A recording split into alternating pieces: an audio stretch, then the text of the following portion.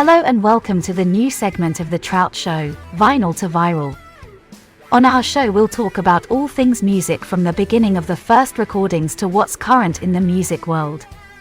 We'll cover the famous artists of the past through those that are big names in the music business now. Plus a few facts about the business of music sprinkled in. Now here's your host, producer, songwriter, creator, and a guy that loves to turn his amp to 11, Rick Troutman aka The Trout. Take it away, Trout. Hey everybody, it is The Trout, and thank you so much for stopping by and listening to Vinyl to Viral on The Trout Show. Today we talk about a person that probably most people don't recognize the name, but he effectively changed the music industry forever. He was born in 1915 in Wisconsin, and he changed not only the recording, the guitars, the way we do recording, everything. That changed everything for the music industry from that day forward. The story about Lester Polsfuss, next on Vinyl to Viral.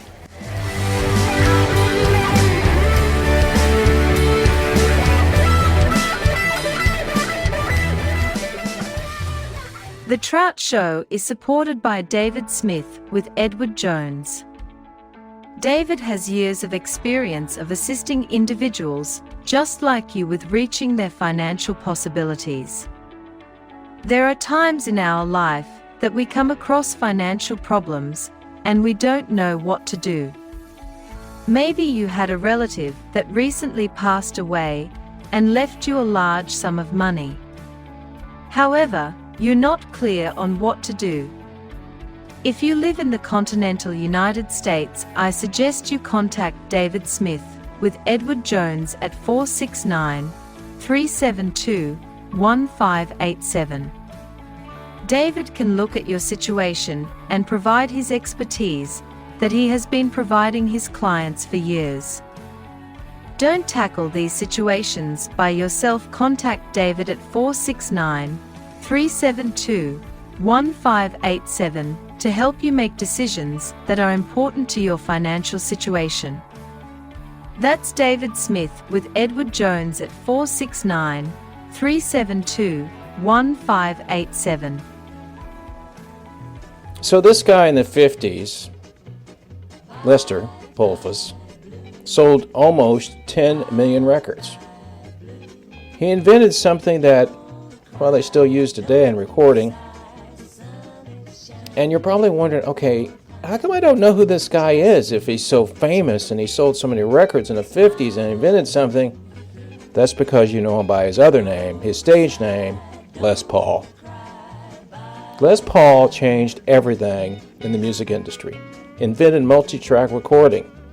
Invented the iconic Les Paul guitar, which became a standard for so many rock musicians and still is today. In fact, I own one myself. It's my favorite guitar to play.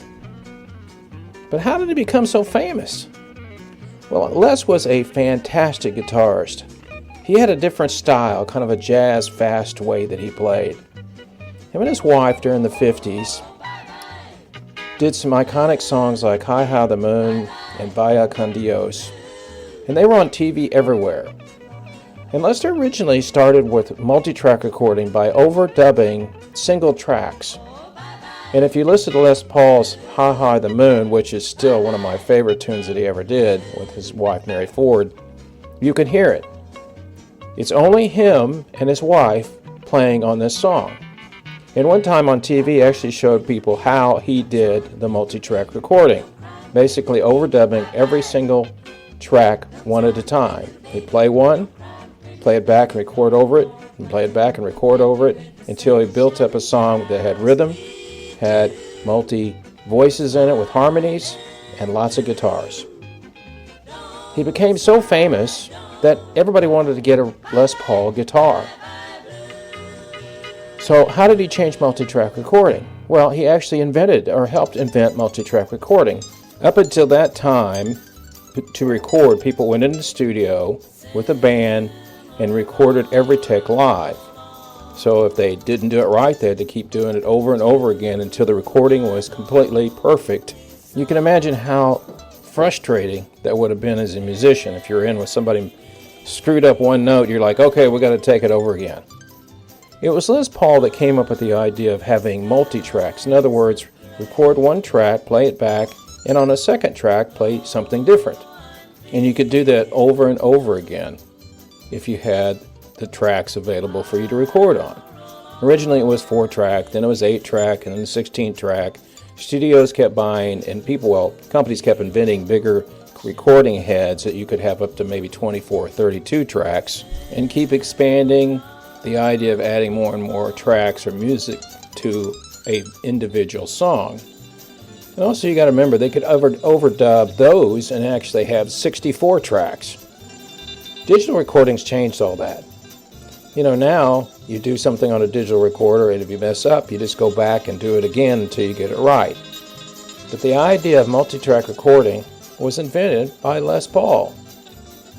He also was a fantastic guitarist. He had a great style that even today people have trouble trying to copy and redo. He was fast, and his phrasings were so interesting when he played guitar that people were like in awe. Even today, they would listen and watch his videos and go, I don't know how he did that.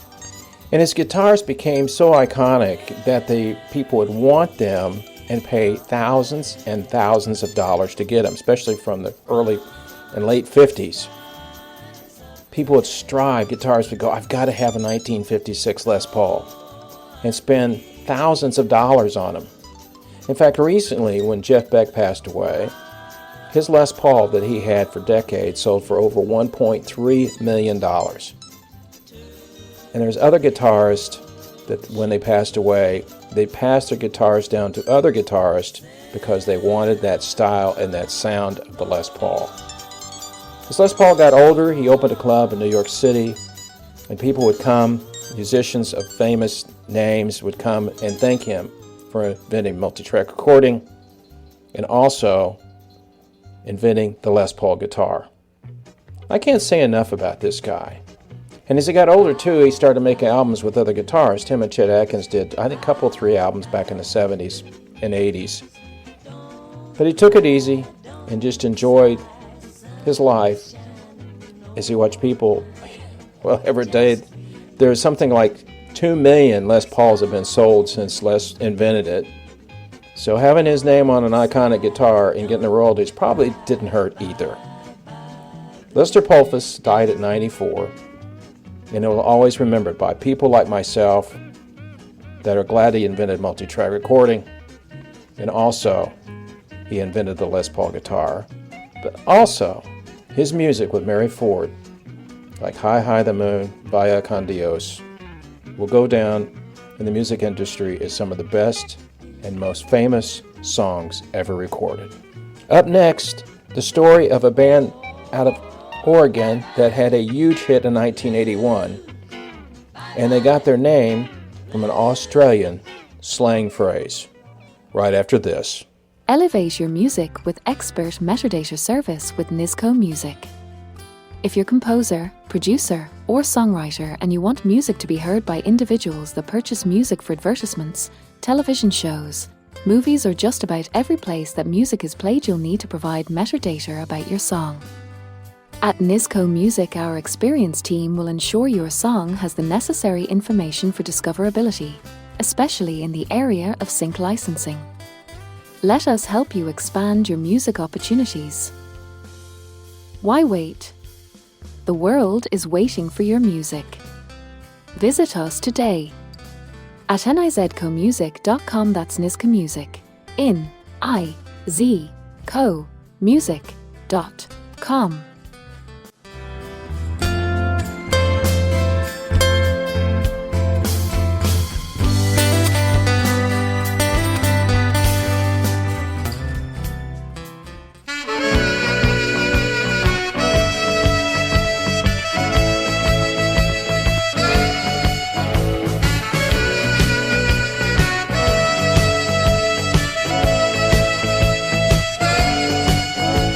Crying on the corner.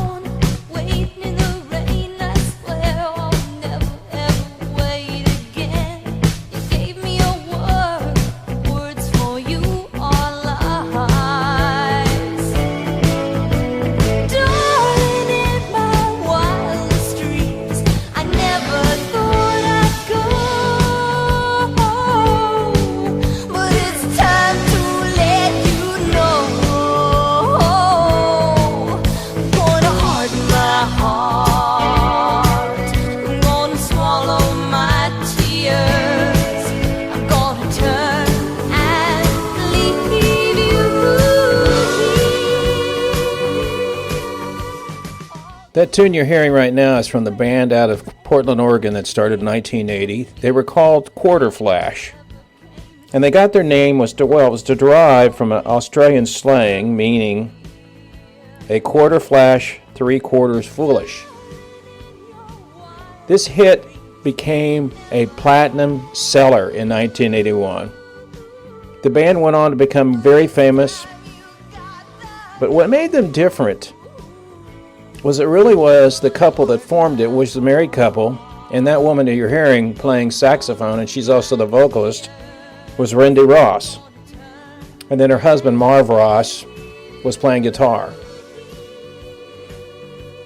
Their second album, which was released in 1983, went to number 14, and then their momentum started to wane, which happens to a lot of bands.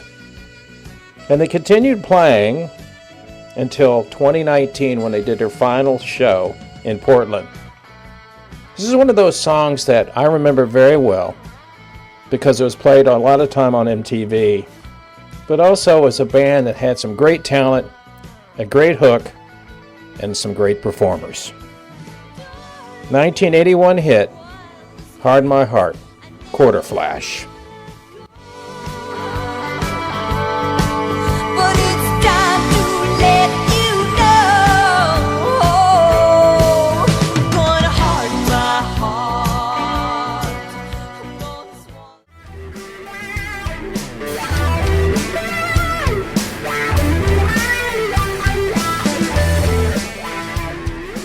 Well, that's it for this episode of Vinyl to Viral on the Trout Show. Thank you so much for stopping by and listening.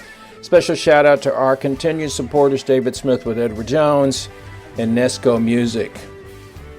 For more information about the Trout Show, just go to our website at thetroutshow.com and you can find everything you need to know. And also new music that the Trouts put out.